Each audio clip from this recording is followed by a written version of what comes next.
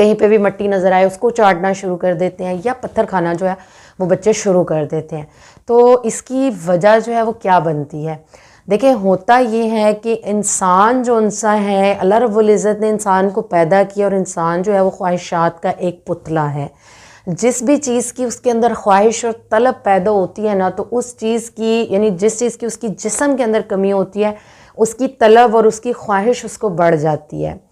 तो बेसिकली यहाँ पर होता क्या है कि जिस वक़्त भी किसी भी इंसान की, ख्वाह वो मर्द है, औरत है, बच्चा है, यानी कोई भी इंसान है, जिस वक़्त उसके जिस्म के अंदर जो है वो कैल्शियम की या आयरन की कमी हो जाती है, तो उमूमन इस तरह के लोगों को देखा जाता है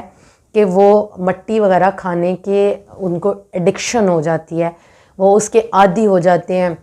और क्योंकि वो अपनी डाइट के अंदर अगर तो अपनी डाइट का मतलब वो ख्याल कर रहे हैं